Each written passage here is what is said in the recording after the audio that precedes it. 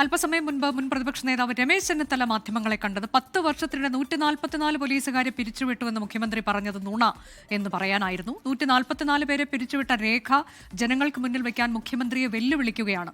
50 പേരെ മാത്രമാണ് 10 വർഷത്തിനുള്ളിൽ പിരിച്ചുവിട്ടത്.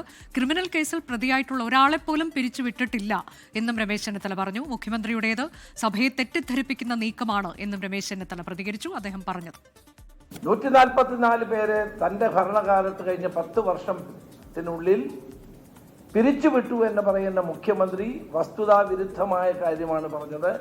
ആകെ പിരിച്ചുവിട്ടത് 50-ൽ താഴെ പോലീസുകാരെയാണ്. അപ്പം അത് സഭയെ തെറ്റിദ്ധരിപ്പിക്കാനുള്ള ഒരു നീക്കമാണ് മുഖ്യമന്ത്രി നടത്തിയത്.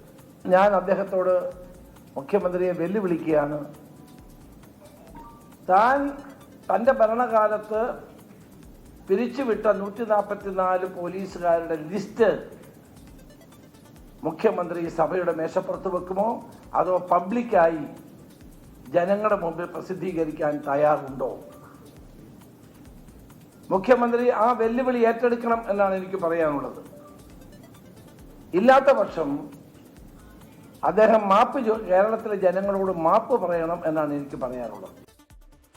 മുൻ ആഭ്യന്തരമന്ത്രി കൂടിയാണ് രമേശ് ചെന്നിത്തല. അന്ന് കഴിഞ്ഞ ദിവസം അടിയന്തര പ്രമേയ ചർച്ച നടക്കവേ മുഖ്യമന്ത്രി ഇക്കാര്യം പറഞ്ഞപ്പോൾ സഭയിൽ വെച്ച് തന്നെ രമേശ് ചെന്നിത്തല പറഞ്ഞത് അദ്ദേഹം പറയുന്നത് തെറ്റാണ്, മുഖ്യമന്ത്രി പറയുന്നത് തെറ്റാണ്, ഇത്തരത്തിലേക്ക് നടപടികൾ ഉണ്ടായിട്ടുണ്ട് UDF സർക്കാരിന്റെ കാലത്ത് എന്നതാണ്. പക്ഷേ കണക്കുകൾ അവതരിപ്പിക്കാൻ അദ്ദേഹത്തിന് കഴിഞ്ഞിരുന്നില്ല. ഇപ്പോൾ 2 ദിവസത്തിന് ശേഷം മാത്രമാണ് ഒരു കണക്കുമായി രമേശ് ചെന്നിത്തലയ്ക്ക് എത്താൻ കഴിഞ്ഞിട്ടുള്ളത് എന്നത് ശ്രദ്ധേയമാണ്.